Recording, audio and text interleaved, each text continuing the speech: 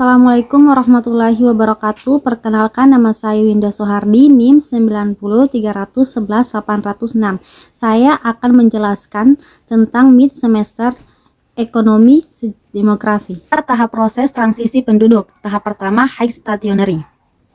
Pada tahap pertama, atau yang juga disebut masyarakat preindustrial, angka kematian dan angka kelahiran keduanya sama-sama tinggi. Setiap negara di dunia berada pada masa ini hingga sekitar 200 tahun yang lalu di masa negara-negara Eropa mulai mengalami periode revolusi industri. Saat ini sudah tidak ada negara yang masih berada pada tahap ini.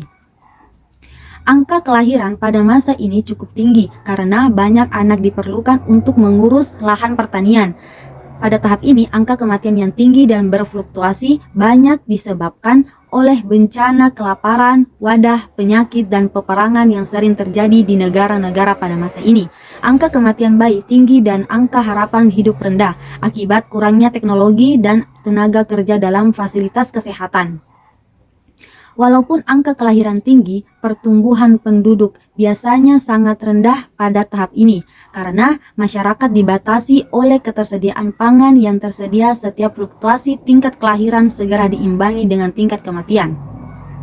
Tahap kedua, early expanding. Pada tahap kedua atau yang disebut juga masyarakat early industrial, angka kematian masyarakat menurun secara signifikan. Sedangkan angka kelahiran masih tetap tinggi. Laju perubahan alami peningkatan hingga puncaknya pada akhir tahap ini. Kematian bayi turun dan harapan hidup meningkat. 200 tahun yang lalu di negara-negara Eropa, revolusi industri menghasilkan perkembangan dalam berbagai sektor teknologi yang berpengaruh besar pada kehidupan manusia. Termasuk di dalamnya membantu manusia mendapatkan tempat tinggal yang lebih sehat dan kehidupan yang lebih nyaman pada negara-negara berkembang. Adanya transfer teknologi vaksin, obat-obatan, dan teknologi kesehatan lainnya sekitar 50 tahun yang lalu membantu negara-negara berkembang mengendalikan penyakit infeksi seperti malaria, tuberkulosis, sehingga dapat menurunkan angka kematian. Tahap ketiga yaitu late expanding. Pada tahap ketiga, angka kelahiran mulai menurun, menyusul angka kematian. Hal ini disebabkan oleh perubahan nilai-nilai yang ada di masyarakat. Orang-orang memilih untuk memiliki lebih sedikit anak karena keluarga besar tidak lagi menjadi aset ekonomi ketika sebuah keluarga pindah dari negara ke kota, dari desa ke kota. Selain itu, beberapa negara belakangan ini juga menerapkan aturan melarang banyak anak dalam keluarga. Beberapa faktor seperti akses ke kontrasepsi, kenaikan upah, urbanisasi, penurunan pertanian, subsisten, peningkatan status dan pendidikan perempuan, meningkatkan investasi orang tua dalam pendidikan anak, dan perubahan sosial lainnya juga berpengaruh dalam penurunan angka kelahiran. Pada tahap ketiga, pada masa ini angka harapan hidup juga terus meningkat. Tahap keempat yaitu low stationary. Pada tahap keempat, angka kelahiran dan kematian sama-sama rendah. Fluktuasi yang terjadi rendah dan pertumbuhan populasi lambat. Angka kematian sedikit meningkat seiring dengan peningkatan usia rata-rata penduduk. Namun, harapan hidup masih meningkat karena angka kematian berdasarkan usia terus menurun. 3 jenis model piramida penduduk. Piramida penduduk merupakan bentuk penyajian data kependudukan, jenis kelamin dan kelompok umur antara dua grafik batang yang digambarkan berlawanan arah dengan posisi horizontal. Dalam piramida penduduk terdapat dua sumbu, yaitu sumbu horizontal dan sumbu vertikal. Sumbu vertikal menggambarkan umur penduduk dari 0 sampai dengan 65 tahun lebih dengan interval 1 atau 5 tahunan. Sedangkan sumbu horizontal menggambarkan jumlah penduduk baik absolut maupun relatif dalam skala tertentu. Pada sumbu vertikal, statistik penduduk laki-laki digambarkan di sisi sebelah kiri, sedangkan perempuan di sisi sebelah kanan. Yang pertama, piramida penduduk muda atau ekspansif. Gambar piramida penduduk muda berbentuk kerucut dengan alas yang lebar dan puncak yang meruncing.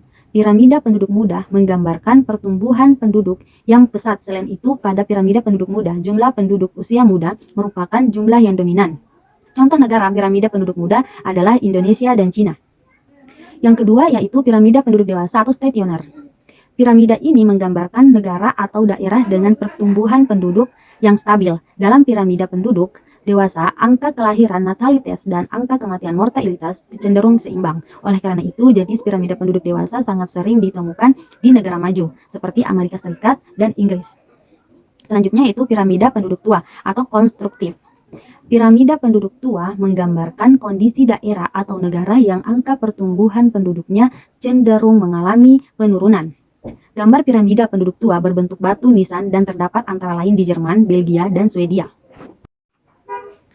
Selanjutnya, perbedaan mendasar ketiga sumber data demografi penduduk. Sensus penduduk adalah suatu proses yang digunakan untuk mengumpulkan, mengolah, dan menyebarkan data penduduk yang ada di suatu wilayah di Indonesia. Biasanya, pengadaan sensus penduduk diadakan setiap 10 tahun sekali. Yang pertama itu survei penduduk adalah proses pengambilan data penduduk menggunakan sampel data yang dianggap mewakili beberapa kelompok penduduk. Yang kedua yaitu registrasi penduduk adalah kegiatan yang dilakukan pemerintah setempat bekerja sama dengan keluarga untuk mencatat peristiwa penting seperti kelahiran, kematian, pernikahan, pengangkatan anak atau adopsi, dan peristiwa penting lainnya. Teori fertilitas dari tingkat sosial dan ekonomi. Jadi yang pertama itu tingkat pendidikan dan fertilitas menurut teori human capital, kualitas sumber daya manusia selain ditentukan oleh tingkat kesehatan juga ditentukan tingkat pendidikan.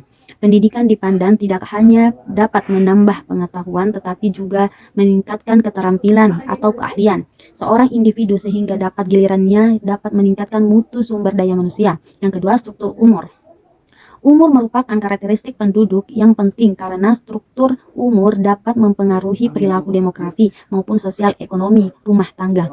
Perilaku demografi yang dimaksud yaitu meliputi jumlah pertambahan dan mobilitas penduduk atau anggota rumah tangga, sedangkan yang termaksud ke dalam indikator sosial ekonomi rumah tangga meliputi tingkat pendidikan, angkatan kerja, pembentukan dan perkembangan keluarga usia muda yang dominan berpengaruh secara nyata terhadap perilaku demografi terutama tentang jumlah dan pertambahan penduduk melalui fertilitas. Yang ketiga, status pekerjaan suami. Pekerjaan suami kepala keluarga merupakan variabel utama terhadap permanent income dan fertilitas. Artinya, status pekerjaan suami berkorelasi positif terhadap penghasilan atau income. Melalui faktor permanent income atau disebut sebagai penghasilan rumah tangga berpengaruh negatif terhadap fertilitas Peru dan Ghana. Yang keempat, status tempat tinggal. Perubahan perilaku reproduksi bersamaan dengan terjadinya perubahan pola hidup masyarakat tradisional menjadi masyarakat industri.